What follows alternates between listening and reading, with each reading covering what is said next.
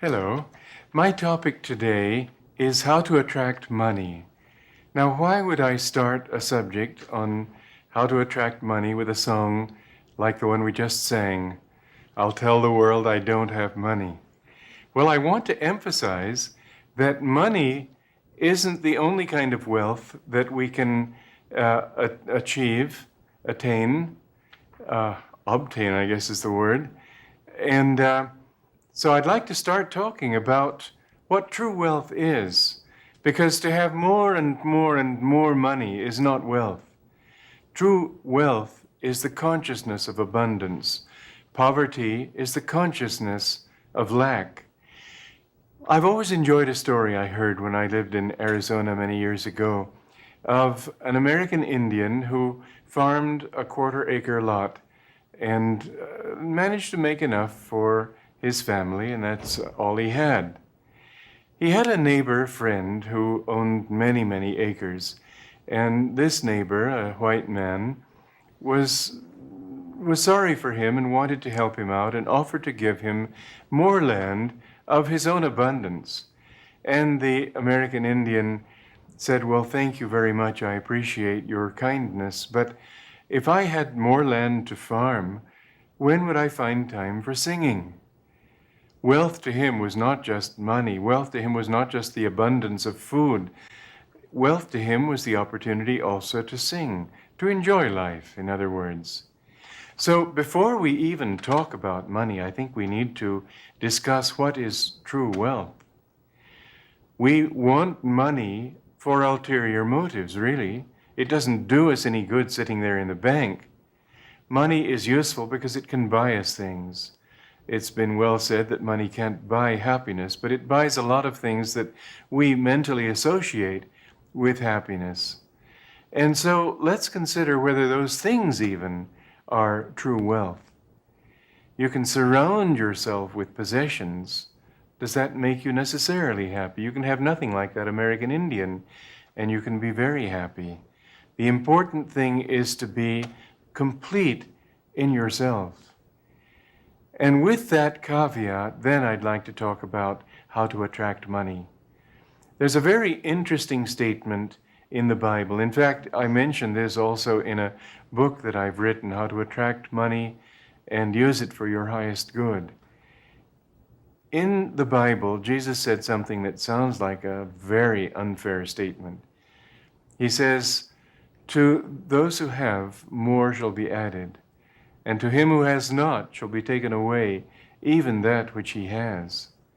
Now, if we think of wealth, if we think the money that we have is something somehow doled out of a limited supply, doled out to us, then it's very fair that some should be given to some, much more be given to a few, and almost nothing be given to others. And it seems doubly unfair that those who have it should be getting even more, whereas those who have just a pittance may lose even what they haven't. Well, it isn't unfair, and Jesus isn't giving us a vision of cosmic law as something monstrous. What he's doing quite simply and clearly is making it obvious to us that money is not something that is given to us by luck, by favor, by high position, by any of these outward things. Money is something that we attract. Abundance is something that we attract.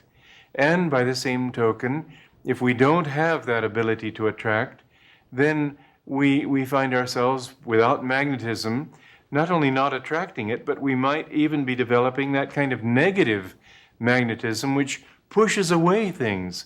Fear is a negative magnetism. When you're afraid of something, you tend to attract the very thing you're afraid of and to alienate those things that that kind of security, support, protection that you wish you could have. All of this depends upon your state of mind, upon your mental attitude. You see, your thoughts are magnets. Your thoughts send energy out into the world. And that energy, like the electricity going through a wire, an electric wire that creates a magnet, a magnetic field.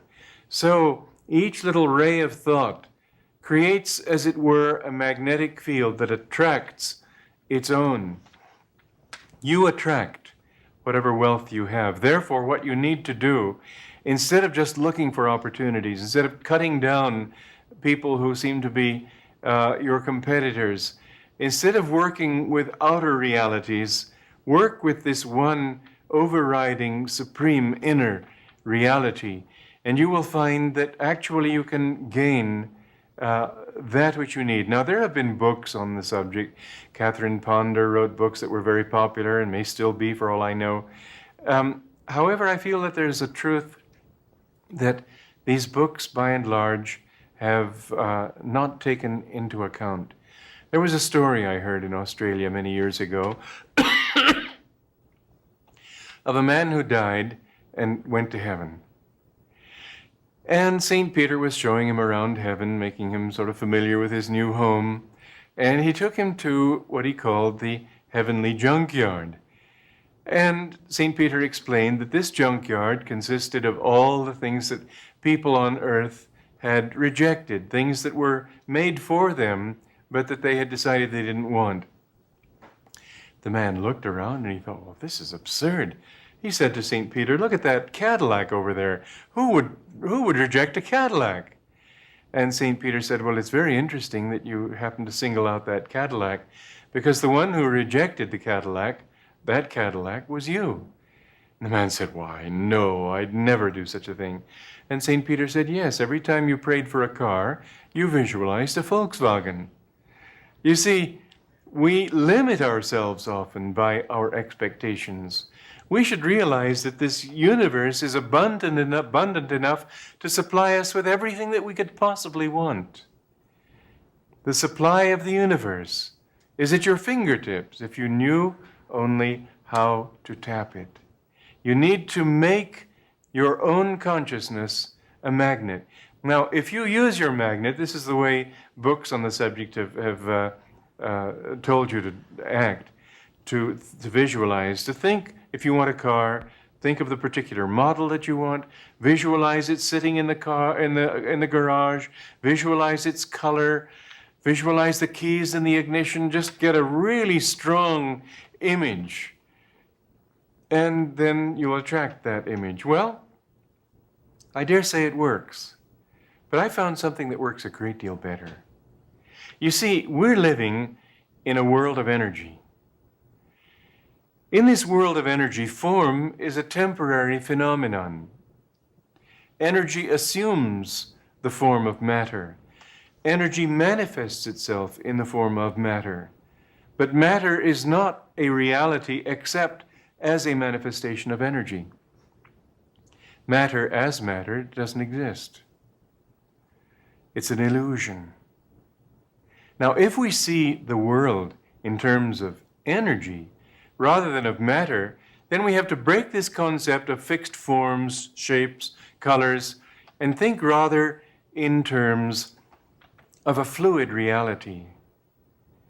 If you will think in terms of a fluid reality, then you have to realize that that reality ever changes. As Heraclitus, the ancient Greek, said, panta re, all is flux. Everything changes. But at the same time, if you go with that change, then you will find that that Cadillac may not be the best thing for you, just like that Volkswagen that the man visualized, or the Cadillac that St. Peter said heaven wanted to give him. But what is available is something that is not only much larger, but constantly changing. And your wealth of today can be your prison of tomorrow. I don't mean because you got the wealth dishonestly and got thrown in prison. What I mean is that your seeming your seeming infinity today will become your limitations tomorrow as your own consciousness grows, as your expectation grows. And so I've seen that it's far better to think of money itself not as a fixed quantity, but as a flow of energy. So that I don't think in terms of needing this amount. Paramhansa Yogananda, in his book, Whispers from Eternity, there's a very short prayer in there and very beautiful. It's to the effect that, I don't have the exact words, but Father, I care not what I may permanently possess, but give me the power to possess at will whatsoever I may daily need. And this is the approach that we need to take to life. I've found, because I've had to do things that were far beyond my economic ability, I've had to live on the edge of this principle just about all my life. I built this large community years ago, and I didn't have any donors. The village I live in is called Ananda, World Brotherhood Village. I've mentioned it many times on these programs. Its center is near Nevada City, California. We have branches also in your local city and elsewhere. But the thing is, I didn't have any wealthy donors to make it possible, nor did I want to go the usual route of selling shares in the venture, because then I would have had to I would have had to abide by the wishes of lots of other people, whereas I wanted to follow my own inner guidance. But this meant going out and earning the money, and it wasn't always that easy. I taught classes. I had no way of controlling who would come. An astounding thing I found was that whatever my money needs were, that's how many students came. When I had smaller money needs, fewer students came. When I reached a point of crisis, when I had lots of bills to pay, I had 300 students in different cities. And always I've seen down through the years, that was 23 years ago, 24 years ago. And this community's been in existence now for 23 years. But I found that success has come not from thinking we need this specific amount, but rather to think in terms of what you can do with whatever you get. Rather think in terms of the energy flow. If I wanted a car, I would think and have thought, not in terms of the model, the color. I've thought in terms of what use I would be able to put the car to, the classes I could go give, the different functions that I have to live within in my life, and so on. And I've seen that this works really in miraculous ways. There was a time years ago, out of many seeming miracles, I say seeming because there's really no such thing as a miracle. There is only an operation of a higher law than we're aware of. Television would seem like a miracle to people 400 years ago. Now we accept it, even if we don't understand it, we accept it as the operation of natural laws. And the same thing then with the earning of money. There was a time years ago when a local hardware store thought that they could make a killing by putting a lien on the property here and then taking it from me before I could pay them an amount that I owed them, but I had already agreed with them to pay a certain amount every month, and I was honoring that agreement. Their lawyer was the one who convinced them, well, you can get it all. And so they wrote me a letter saying that if you don't pay this entire amount within 2 weeks, then we'll take your property from you. And I said, well, but I'm honoring my agreement. I don't know anything about any, show me it in writing. And so I didn't know what to do about it. I simply didn't have the money. I was giving a slideshow in a home in Palo Alto just a few days later. And somebody came up to me later and said that, you know, I like what you're doing. I'd like to make a donation. Do you accept donations? And I said, surely. And I thought maybe he'd give me $5, $10, something like that. Well, he gave me a check for $3,000. It enabled me to pay off that man. And in fact, I told him that I have the money, but I'll let you incur all the legal fees you can and then step in at the last moment. He said, oh, well, if you pay now, I'll give you a big discount. So he tried to dig a pit for me and fell into it himself. But that's really a side issue. The important thing is that when you put out the right energy, somehow it always works. Somehow the law of the universe works in your favor. So how to attract money is the issue. First of all, don't think of it as money. Think of it as energy. And in thinking of it as energy, think of it in terms of how you're going to apply it. Think of what you're going to be doing with it. One thing that I've found very important is that there are two ways of limiting that flow of energy. One is to limit your imagination as to what might be available to you. The other is to limit yourself. When we think egoistically, when we think selfishly of ourselves and our desires, then our own expectations are limited to our own selves. And even if those expectations are huge, like Donald Trump with his big empire, even so, those things are limited in relation to what we could have. Now you might say, but I don't think I'll ever be as wealthy as Donald Trump is, or perhaps I should say was. But the issue is not that. The issue is that you get what you need for what you have to do. To have more would make you a prisoner. To have the right amount gives you the opportunity also to be like that American Indian. It would give you time for singing. You don't need more than that. You don't need to be a slave of wealth.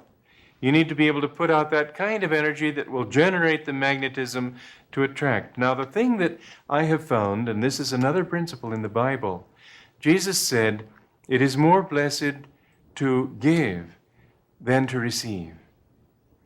And there's a lot of truth in that. It's more blissful when you share with others.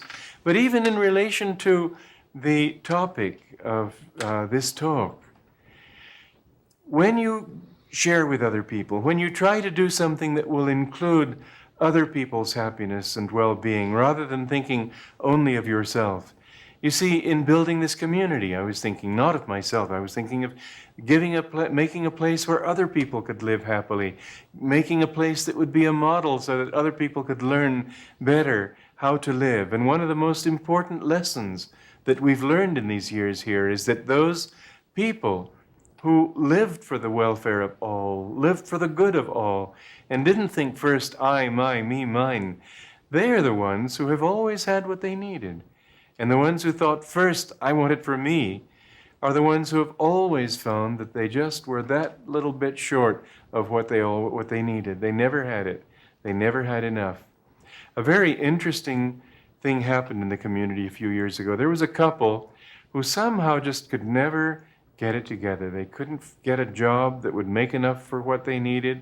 They lived in just the poorest possible circumstances, and they never seemed to get ahead.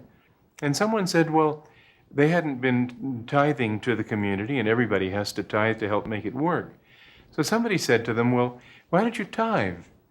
And they said, are you kidding? What do we tithe with? We don't have anything to tithe with.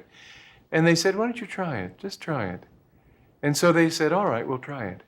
Do you know that within a matter of days, job offers came to them from people who didn't know about this resolution?